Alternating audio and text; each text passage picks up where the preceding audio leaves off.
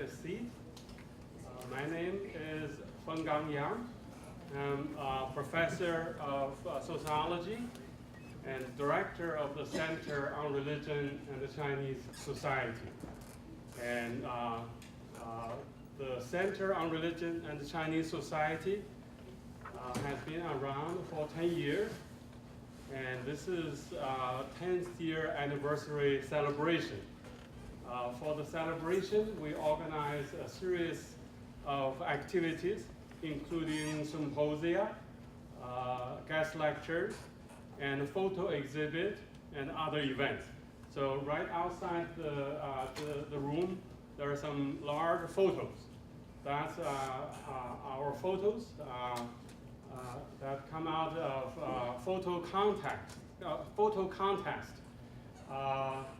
People from all over China submitted their best photos of different religions.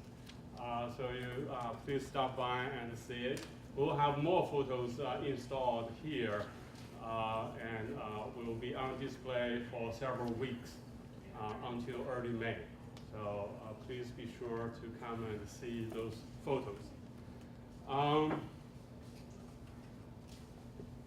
Okay. Today is a special talk. Today's speaker, that's good. Today's speaker is Ian Johnson. Ian Johnson is really a global citizen. He was born in Montreal, Canada, moved to Florida for most of his education, and then spent 20 years of the last 3 decades in China. And now he lives in China, but also spent a significant amount of time in Germany and in the US. So how can you live on 3 continents simultaneously? And so he is one of these global citizens in this globalizing world. Ian Johnson is a award-winning journalist. He first went to China as a student, foreign student, studied in Beijing and Taipei.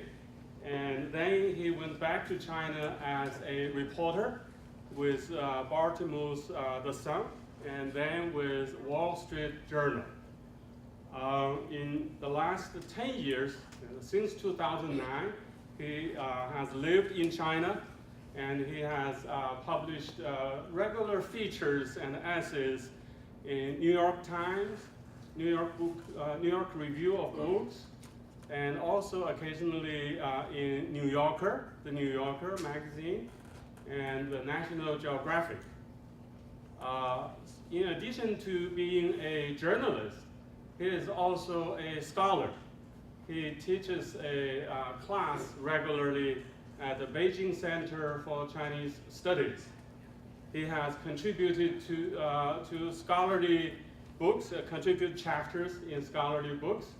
He has also himself published 3 books. 2 of them are on China, and on civil society, on protest, on politics, on economy.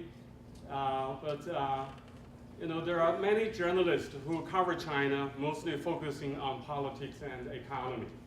Not many journalists who pay close attention to spirituality and religion. So he is one of the extremely few who really look beyond the headlines of politics and economy. And so the latest book he published is The Souls of China, The Return of Religion After Mao. And the paperback of the book just came out, so we made them available here in case you want to get a copy and get autographed. And after the talk, you can just buy a copy and have him sign. I want to, before the start of this, I want to mention, I said this is a 10th year anniversary celebration. We do have other events. next week, the Thursday of next week, we will have another guest lecture, the lecture by historian Jeffrey Wasserstraw. And he has a recent book called China in the 21st Century, What Everyone Should Know About China. So he is going to come next week, Thursday, at the same time and place here. Yeah, that's the book. So we also have copies of his book available for purchase. All right, so without further ado, now let's welcome Ian Johnson. Today's talk is the Confucian Dream ? Let's welcome. Well, thanks very much. It's really a pleasure to be here, to be able to talk about this. Like Professor Yang said, I wrote a book that spent about 6 years working on it, about China's religious life.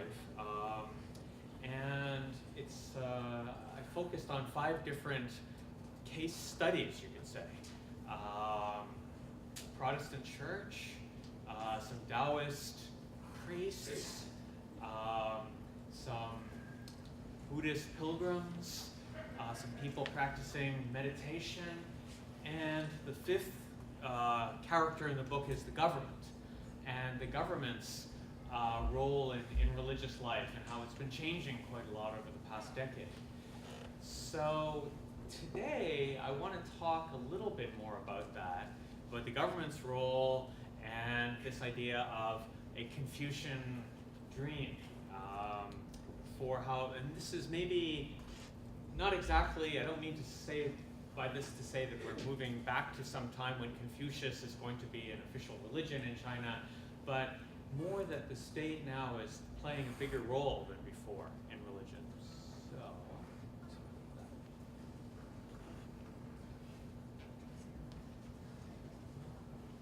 just a second. Always. Make sure. Oh, make sure.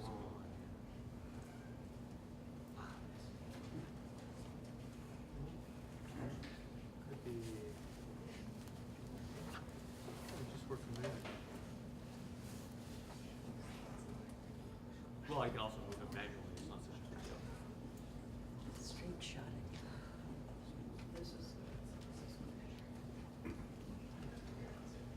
It's okay. I can just move it manually. Okay. It does. Most Oh. Okay. So now it should. You can put a man on the moon. That's good. Not worth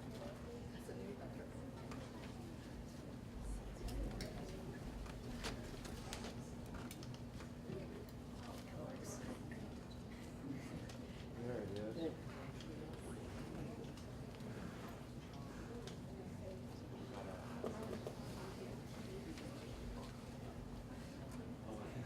Oh, now it works. Ah. Oh, great.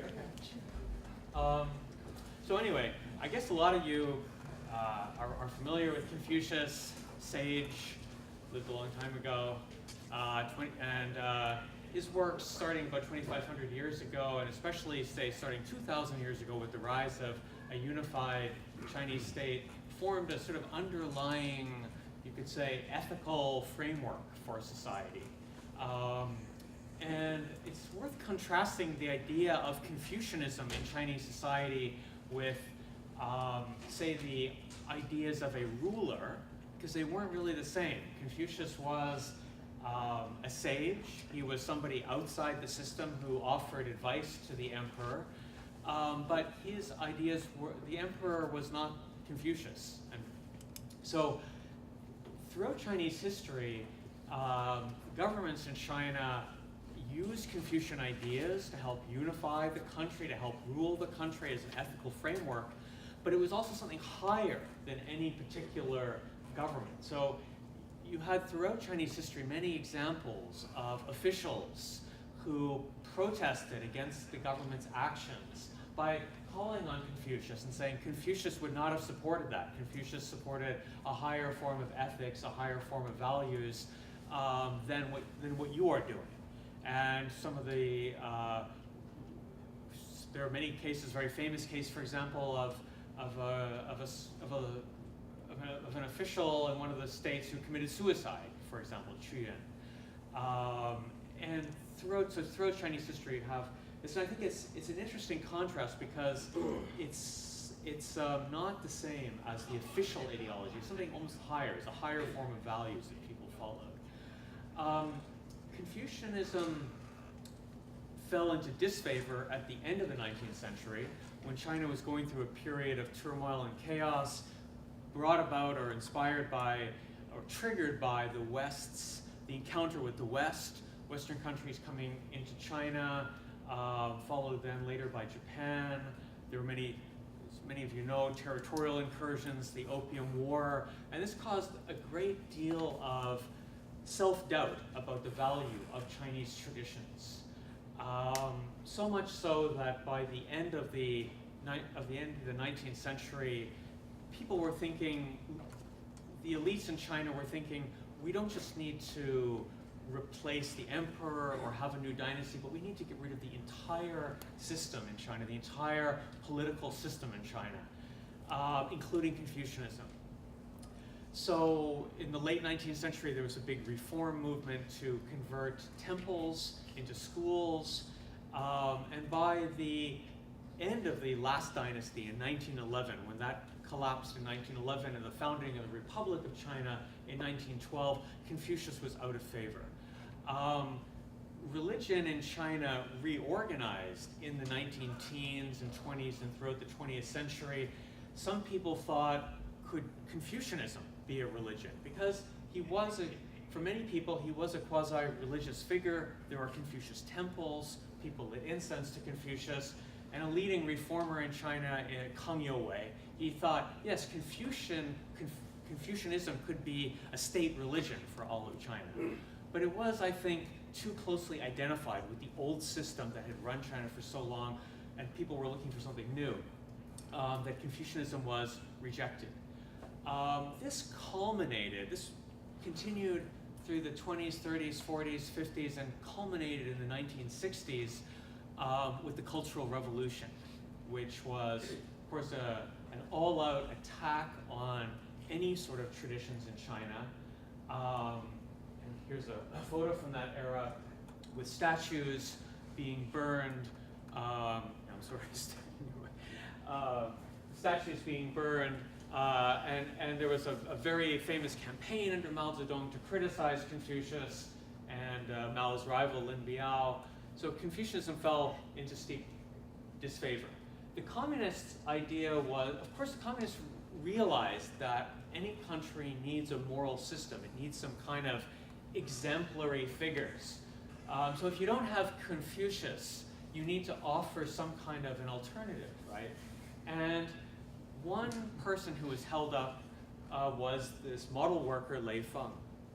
Lei Feng was sort of lionized by the state as a model person, selfless, working for the good of society. He called himself a screw in the machine. He just wanted to be a small cog that was doing good things for society. The problem was the first 30 years of the communist rule, from 49 to roughly the end of the 70s when Mao died, were a series, there were some successes, but there were also many failures, many disasters, the Great Leap Forward, the Cultural Revolution. And it's probably fair to say that by the late 1970s, not too many people really believed in communism as an ideology. And for many people in China today, Lei Feng is kind of a joke. You know, there are people who look at Lei Feng, they think his story is not credible. He was supposedly, you know, just this ordinary soldier working and volunteering his time, but there were always amazing photographers who were sort of around. His diary, even though he had no education, is written in really good, flowing, lyrical Chinese. And it's widely considered that, that all of this stuff is constructed by the propaganda apparatus. That there was somebody called Lei Feng, and he was probably a good person and all that, but it all became sort of exaggerated. And so for a lot of people today, Lei Feng is still taught in textbooks. You still see pictures of Lei Feng around town, in Chinese cities, in the countryside. But I think for most people, this is sort of just background. It's like an advertisement that you don't really pay much attention to because it doesn't really have too much credibility. So this was the situation that was facing the government under Xi Jinping when it took office in 2012. Basically, a country where the traditional values have been destroyed, the new alternative communism not really credible for most people. And so when Xi took power in November of 2012, his first stop was the National Museum on Tiananmen Square, where he shows up, not just alone, not a private visit, not because he's a museum lover, but he shows up with the standing committee of the Politburo, so the 7-person committee that essentially runs the country, the 7 most powerful people in the country, and they all take a look at this exhibition, which is called The Road to Rejuvenation. And this is sort of when he announces the China Dream. And he starts to increase, I think this is a key point under Xi Jinping, is that he began to not really return to Confucianism, but to make use of some Confucian ideas and traditional thoughts that in the past had been rejected, or at best maybe kind of tolerated, and then, but make them part of the government ideology for the first time. So again, if you walk around streets in Beijing or other Chinese cities, you still see pictures of Lei Feng up here, you see him up there, but sort of outline of him, but by and large, he's sort of in the background. Xi Jinping then starts a sort of remarkable series of statements and visits. Here he's visiting Chufu, the birthplace of Confucius, in Shandong province, and he meets the local party secretary. Oh, that would be helpful. Yeah, that's great. I don't have to shout as much now. He meets the party secretary there in Chufu and picks up some works by Confucius and says, I can learn a lot from Confucius, and these are really valuable books. And this is, he then follows this up with meetings with religious leaders. One religious leader that he visits with very regularly, basically once a year, is a Buddhist leader from Taiwan named Xingyun, who's head of a Buddhist missionary organization called Guangshan. Guangshan was started by Xingyun, and it now has moved and started to open offices in China. So again, part of Xi Jinping's effort to reinvigorate society by bringing back traditional ideas and values. Here's a picture of Xingyun himself. I went and visited him about a year ago, and he has got permission to open cultural centers, libraries, and even an enormous temple outside of the city of Yixing in southern China. And this is all with explicitly with Xi Jinping's permission. So the government it realizes it wants to re-inject some traditional values into society, but how to do it? What's the mechanism to do it in a modern society? You can't just order people to follow this. You have to make it attractive. So as part of my book, I got to know somebody I'd call a freelance propagandist who works for the government on a freelance basis. His name is Yi Qing. Well, that's sort of his nom de guerre. His real name is Xie. Anyways, it's my book. Buy the book if you want to know his real name. So anyways, it's not like a secret or anything. So he's a blogger, has a big social media following, and he was born in Hunan, born in the same county where Mao was born, and throughout the sort of 80s and 90s was a convinced Maoist. In fact, when the college entrance exam was restarted in 1977-78, he wrote the college entrance exam. You have to write an essay. And he wrote an essay that was a praise to Chairman Mao. Chairman Mao was the greatest of all time, etc., etc. And the people reading it and grading the college entrance exam thought it was a joke. They thought he was ironically praising Mao. There must be actually some anti-Maoist idea because he was so effusive. And this is just at the end of the Cultural Revolution. Mao has just died, and most people are kind of, sort of, happy to be leaving that. But this guy was like so hardcore pro-Maoist that he wrote this essay, and he was initially, the paper was thrown out. And then he through connections, he recounts all this, I think it's true, in his blog. He then got them to evaluate his test, said, no, it's honest, I really think Mao's the greatest guy ever. And so then they passed him, gave him full marks, and he got into university Hunan University in Changsha, and then went on. He wrote operas about Mao, musicals about Mao. He edited a journal of Maoist works, and so on and so forth. But even Xi Jinping began to realize that some of these ideas are maybe harder to sell to people because so many people are not convinced Maoists like he is. So he began casting around for new ideas. I followed him on Weixin. And he began to look for new ways to kind of sell the message. He went down to Guizhou province before Xi took power in about 2011 and advised the province that if you want to improve the morality of people in Guizhou province, you've got to find some people who exemplify traditional values. So they found a guy who was extremely loyal, filial piety toward his parents. His parents were old and so on and so forth. And he sold his business and moved back to Guizhou and to live next to his parents. And they made him into a model hero. And so Xi Jinping began to push this even before Xi Jinping took office. Began to read a lot of traditional works. I even met him. And in early 2013, just after Xi Jinping, so Xi Jinping takes power in November of 2012, in early 2013, as they're looking about for some kind of an ad campaign to sell traditional values, he goes with a friend of his to Tianjin to this pottery workshop called Niren Zhang, so like Clayman Zhang. And this is a traditional workshop that was started in the Qing dynasty, and it's been the Zhang family has sort of continued it on and on, making cute little figurines. And I sort of think for Americans it might be useful to think of this as kind of like a Norman Rockwell painting, the sort of, the jolly, harmless past where everything's fine around the fireplace with grandma and grandpa and sort of stuff like that. So he goes there because he thinks there's nothing more wholesome and traditional than Niren Zhang figurines.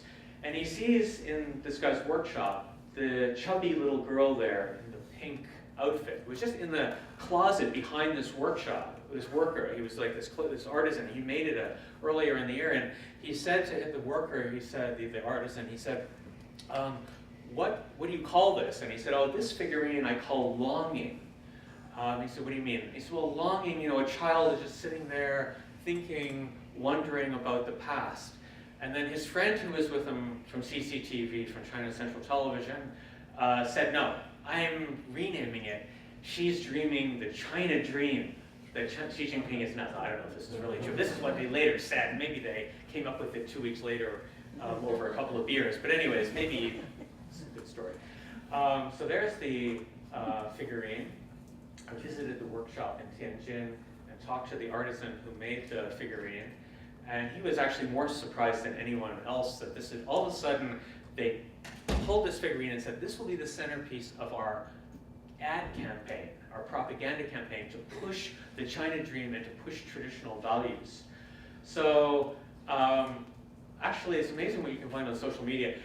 This was the kind of ad campaign brainstorming meetings like Mad Men, in the United States. They all got together And there's this thing, they're talking about new ways to come up with this. They go over various ideas, and they come up with this poster. Now, if anyone's been to China in the past few years, you've probably seen this poster for the China Dream. It says, "The China Dream, my dream." And there she is now in massive form. And this became the sort of the centerpiece of a campaign that's unleashed in 2013. And many other of these clay Minjiang figurines were used as well. There's a figurine in the studio, and there it is on the propaganda poster. That's in Beijing at the Workers' Gymnasium. And it was kind of funny. This thing became such a big issue that they decided, in such a successful campaign in their eyes, that they decided to hold a competition to find a real live person who looked like the clay figurine. So actually they found the woman there on the left. And she's actually not a 5-year-old child, she's like a 30-year-old, but dressed up in red and with bangs, and she's got rosy cheeks and so on. And then they had an artist paint her portrait. So this is art imitating life, imitating art. And then as the final absurd situation, this became the advertising logo for some mushroom soup sauce, mushroom sauce. Okay, I'm not really sure where all this fits in. We're slightly off track here, but it's just so bizarre actually. So you may say, well, does this really have to do with traditions? It could be just a nice little figurine. But I think it really does have an effect on daily life. It's hard to miss when going around cities in China to see all these traditional propaganda posters, many of them using traditional images, quite different from in the past. The government in the past would, again, if you think back to the beginning of my presentation, and there was that poster of Lei Feng that nobody really pays attention to with the guy in the background, these are much more attractive. Many of them push very traditional ideas. Some of them are pushing government innocuous things that could be ambiguous, like the China Dream, which could mean anything to anyone. But many of them are extremely traditional ideas, like this, speaking in action or thought in action, benevolence and courage. This is in a park near where I live in Jutan Park. The whole wall of the park, this whole board has a series of campaigns about traditional values, traditional family life, how to raise a family according to these sort of, essentially quasi-Confucian ideas. And this is a Confucian scholar from the Ming Dynasty, Wang Yangming. Wang Yangming is supposed to be Xi Jinping's favorite philosopher. It's not Mao Zedong, I guess, but it's Wang Yangming. Wang Yangming was famous because he sort of stood up. He's a typical example of a Confucian scholar who stood up because of Confucian values, stood up to a person above him in the central government, and he said, "You are brutal and flogging people, etc., etc." And the emperor banished him from Beijing to the far reaches of the Qing Empire or the Ming Empire, and that was in Guizhou province, where they now have an enormous Wang Yangming theme park where companies and officials bring their workers, their employees to come, and they have a statue of Wang Yangming, they have a whole museum about him, and the idea that people have to have a conscience, they have to have moral ideas that they stand up for. So that's sort of on the elite level. On the maybe more folk level, I think this plays out in other ways as well. This is a pilgrimage to a holy mountain. There are many holy mountains in China. This one is outside Beijing, Miaofengshan. And this pilgrimage used to be illegal in the Mao era. The temples, the entire temple structure on the mountain was completely destroyed down to the foundations. After Deng Xiaoping took power, late 70s, early 80s, bit by bit it was rebuilt a little bit, but was still considered superstitious. So this is a folk performing group. You can say, oh, it's just a kind of Chinese martial arts. It has nothing to do with values or religion. But actually, they're going to perform for the goddess at the temple. So they are what's known as a pilgrimage association, a xiang hui, xiang like incense, hui like association. And so these pilgrimage associations, there's now between 60 and 80 of them in Beijing, mostly working class people who organize and go to this pilgrimage. This pilgrimage is not only tolerated, but over the past few years has got direct government subsidies. So the mountain itself, the whole pilgrimage itself as a whole gets government support. It's labeled now intangible cultural heritage. This is a term that the government adopted from UNESCO, the United Nations Education, Science, Cultural Organization. And they subsidize this mountain for 2 weeks a year when they have the pilgrimage. And groups like this particular group from Haidian, you can see their banner in the back, you can read Chinese, they're from this village, they actually get government support. They get 10,000 yuan every year. Not a huge amount of money, it's only $1,500 roughly, but, and there's also, you have to think there's 15 people in the association. They don't make money off this, but they have to buy their costumes and to rent the bus to go up to the mountain and perform there and stuff like that. So this is an expression of kind of communal, I think, communal organization where they take traditional values and now it's not persecuted by the government, it's not just tolerated by the government, it's actively supported by the government. This, just to be clear, this all didn't start in November 2012 when Xi Jinping took office. Some of it started a little bit earlier, but under Xi Jinping, these kind of projects have ramped up considerably. This is Miao Fengshan at the beginning of the temple fair. I mean, just to be clear, some people say, well, this is just martial arts, and some people are skeptical about whether this has anything to do with religion. This is actually where they perform. They perform at the temple. Behind, this is all incense. There's so much incense, it's created this enormous bonfire, and behind it is the goddess. And the people doing their martial arts and these other traditional folk performances, they do it for the goddess. They come up here and perform for the goddess, say a prayer to her, perform for her, and then do a public performance. So these kind of groups, we could say roughly Buddhism and Taoism and kind of folk religious groups are extremely supportive of the government, think that this is really great because they're getting more support by the government. Rhetorically, Xi Jinping saying nice things about Confucianism and Buddhism.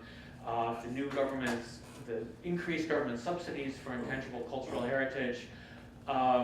This is something I saw at a Taoist temple. It's sort of a saying attributed to Xi Jinping, although apparently if you look online, people say Xi Jinping did not say this, but it's been set to music. And I've seen it in several temples around, because I think Xi Jinping supports these kind of, folk wisdom homily type things. They actually had it up in their temple on a bulletin board like that. So that's the story for some traditional faiths in China. But as the government supports some faiths, I believe it has a more skeptical view toward other faiths. And this would be what are widely considered to be foreign faiths. What do we mean by foreign faiths? So there are basically four major religions in China: Buddhism, Taoism, Islam, and Christianity. Buddhism and Taoism fit into the former groups that are considered more indigenous. Islam and Christianity are considered by some to be foreign faiths, even though they have very long histories in China. Islam has been in China for over 1,200 years, and Christianity has had a permanent presence in China for over 400 years.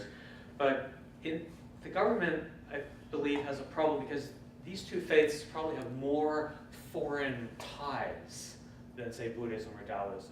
They have more connections abroad. Christianity, for example, if you think of Catholicism, headquartered in Rome, that's a clear foreign tie. Protestantism, there's many links between Chinese and foreign Protestant organizations. And Islam, of course, the pilgrimage to Mecca, the global ummah of Muslims.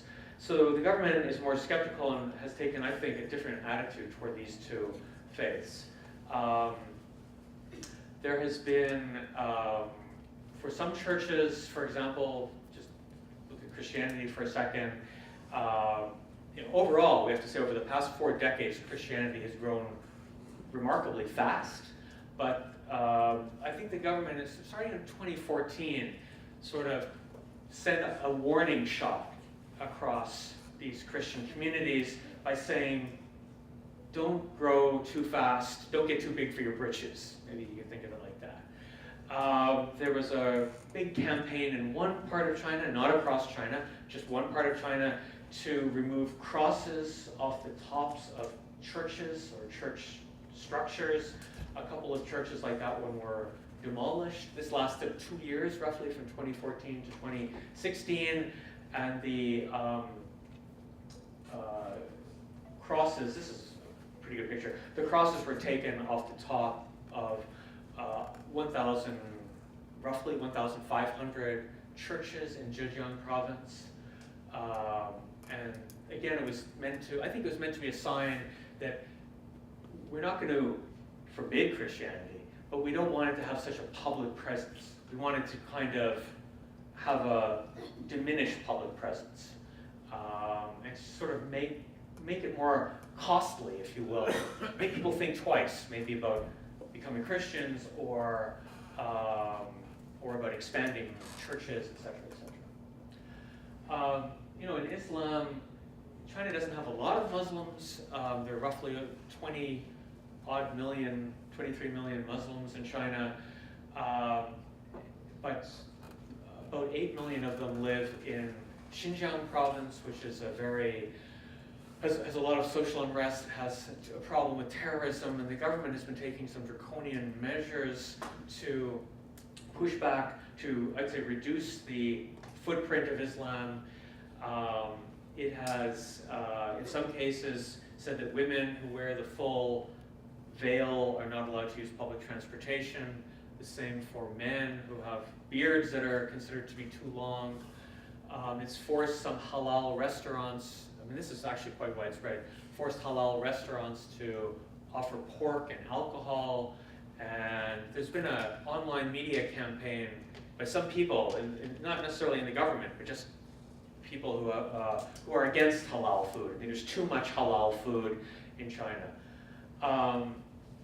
And I somewhat, so these are a mosque. So we can see, I think, that in the case of Islam, this doesn't affect all Muslims in China, but it affects quite a number of Muslims in China. I would think these are kind of counterproductive. There is clearly a problem with extremism in some parts of the country, but taking these kind of draconian steps is probably going to hurt in the long run. Yeah, this is a map that I borrowed, quote unquote, from the, what is the former title? The Atlas of Religion in China. Yeah, the Atlas of Religion in China. I strongly recommend it.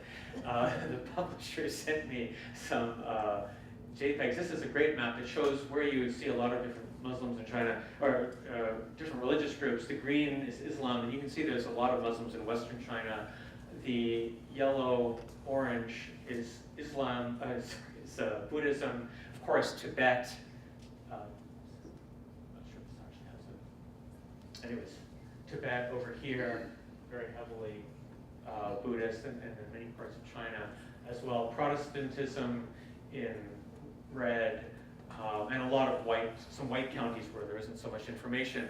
I think this is, I just put this up to show that what concerns me maybe the most about the approach to religion right now is that the government is sort of taking sides. And I think this has a potential for causing divisions in society.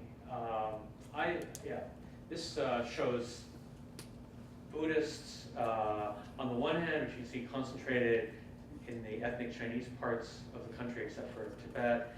And then this shows Islam, for example. So you see quite a lot of geographic difference. And I'm concerned in the long run that you may have an even more divisions in society, with some religions being favored and some religions not being favored. conclusions, problems, or issues to consider. For example, I think the main takeaway, if you will, is that religion is back at the center of life in China. This century-long experiment in radical atheism, which started in the late 19th century, was pushed by various parties, especially the Communist Party, but not exclusively the Communist Party, is pretty much over. But the state is not neutral. You could say in the past, maybe in the 1980s and 90s and 2000s, the state might have been kind of neutral, but I think now it isn't neutral. It's favoring some religions, and I worry that this could backfire in two ways. The one way that I just mentioned is obvious. This could increase strife in society. There's almost no interreligious dialogue in China, and I think there's a lot of misunderstandings among groups, and I think that this could be exacerbated by this policy. The other issue, the last point on the slide, which is more subtle, but maybe in the long run more important, is that it challenges the Communist Party's monopoly over values. If you are, all religious groups, all religions, have their own ethical and moral values that are higher than any particular government, something that people firmly believe in, that for many people will die for or go to jail for because they feel that it's so important. That's why I put the picture back up there of Wang Yangming, because even though he's Confucian and even though the government supports him, he also represents the idea of an individual conscience, that my values are higher than the emperor's values, and for that I'm willing to go into exile or die. And that's the sort of thing that I think is a challenge to really any kind of government, but perhaps especially for an authoritarian government. So finally, I want to just end this. I've been giving you a lot of sort of heavy political stuff. I wanted to read a page from my book.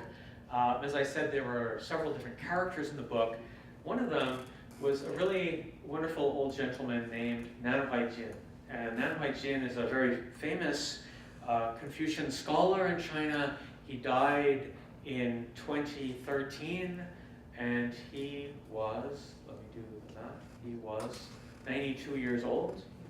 I met him 2 years before that, and we did some portraits of him while we were there. He has this wonderful retreat in southern China where he has people come over for dinner and they meet and talk to him. He's also published loads of books, about 60 books, 70, I don't know, just almost like an endless number of books, where he tries to promote traditional ideas and traditional values. And it kind of reminded me of Will and Ariel Durant, where they had the story of Western civilization, or what was the exact title of it? And it used to be that sort of everybody had their books on their bookcase, and it sort of explained the story of Western civilization. Nan Haijin does the same thing in China. And if you go to almost any bookstore, even the big Xinhua bookstore on Wangfujing in downtown Beijing, you don't just see a few of his books, you see a whole wall of his books and gift boxed sets that you can buy of Nan Haijin's books. This was sort of a dinner one night, and he was a very witty and funny guy, always making ironic, sarcastic comments to people, and he also ran a school. So I wanted to just read what it was like and why somebody like Nan Haijin would be attractive or interesting to people in China nowadays.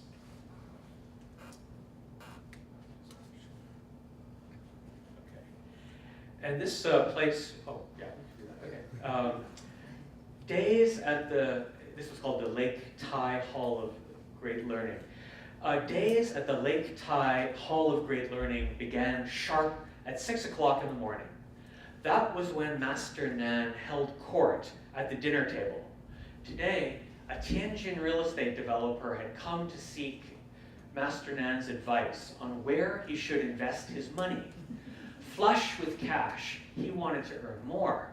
He explained that there was an opportunity to put money into a cure for Alzheimer's, but he was unsure of the ethics of such a deal. Did the 93-year-old master have an opinion on Alzheimer's? You shouldn't invest in that, Master Nan replied firmly. He questioned the cure's efficacy especially because China is rife with medical scams. Then he looked around the table where a dozen people had gathered. To become old and not die is like being a thief, Master Nan said. He paused to make sure the aphorism had sunk in. People get old, he said. There's nothing to be done about it. The real estate developer nodded, but like any good Chinese entrepreneur, he was able to shift gears in an instant.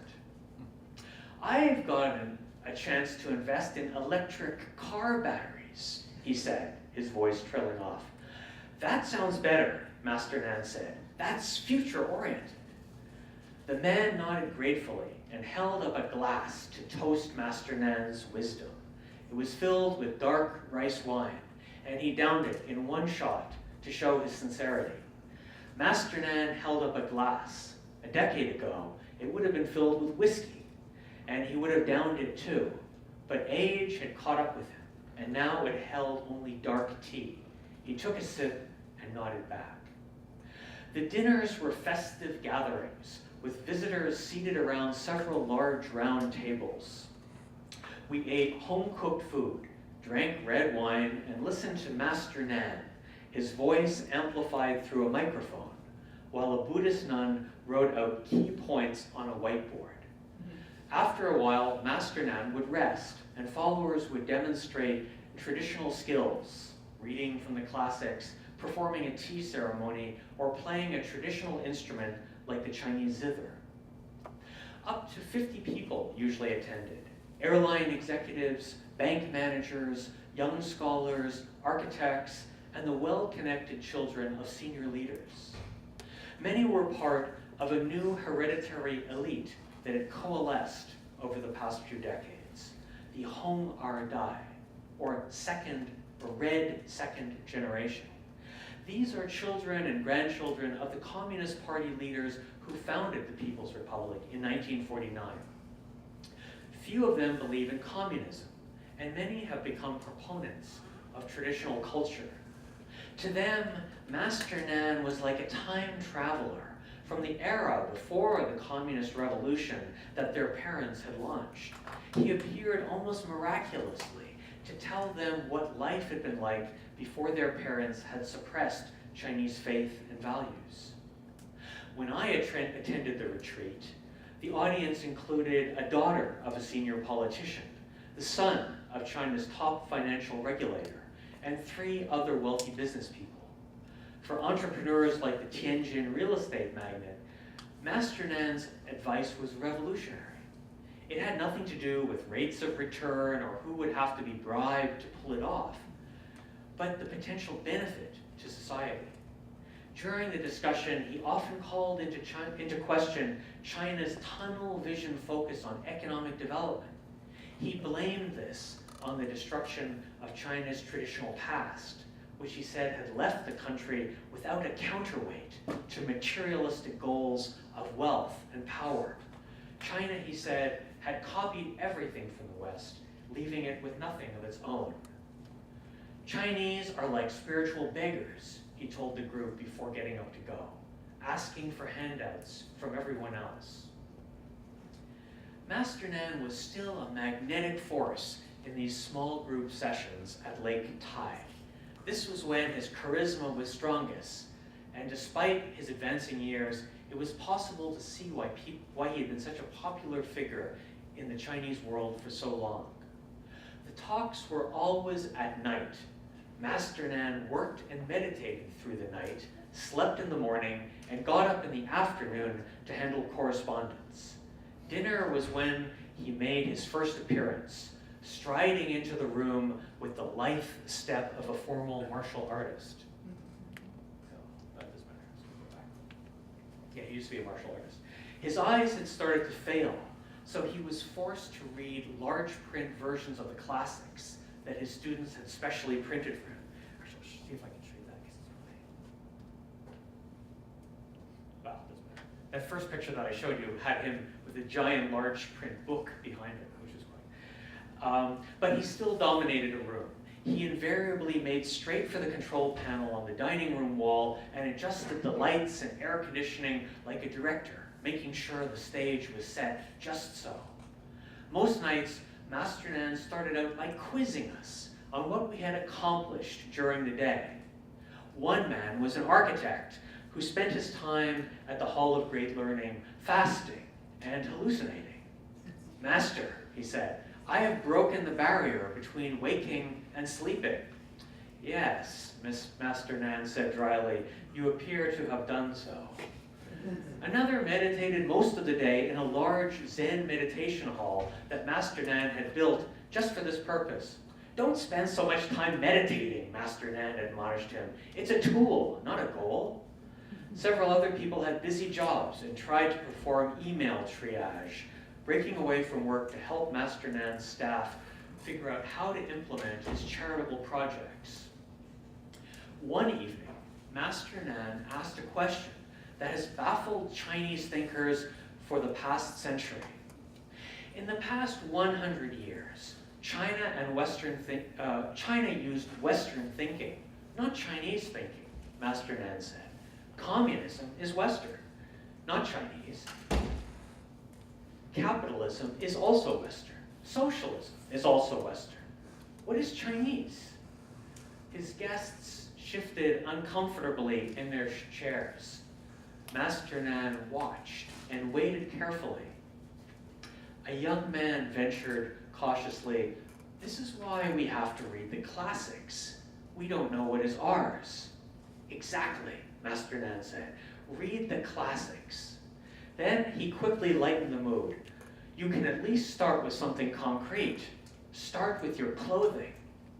He then told one of his favorite stories. Once, many years ago, he had been stopped in the San Francisco airport by US customs agents who questioned his need for an entire suitcase full of Chinese medicine.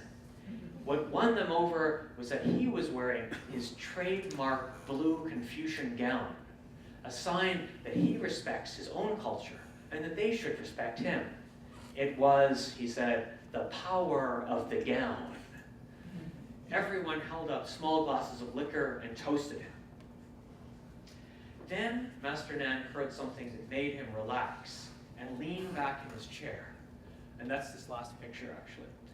It came from the other side of the main building, the location of a boarding school. The children were performing their nightly chanting of the classics, part of his traditional curriculum. I thought of something Master Nan had told me once. Children can memorize the silliest pop song or advertising jingle. Why not instead have them commit the Tao Te Ching or another classic to heart? True, they wouldn't understand it, but in time they would. And when they sit down to write, one day in the future, their brains will have been hardwired by the beauty of Lao Tzu's language instead of the cliches of a Hong Kong songwriter. The children were chanting excerpts of Confucius's great learning. Some were just first graders, so small they could hardly hold the books open to the right page.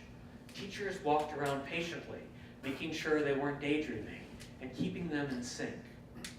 The young voices rose like a prayer, one that has been recited in China for thousands of years in hopes of a better future. Their thoughts sincere, their hearts were rectified. Their hearts rectified, their persons were cultivated.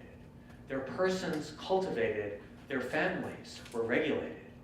Their families regulated, their states were rightly governed. Their states rightly governed, the kingdom was tranquil. So with that, I'm ended. And thank you, and please ask questions.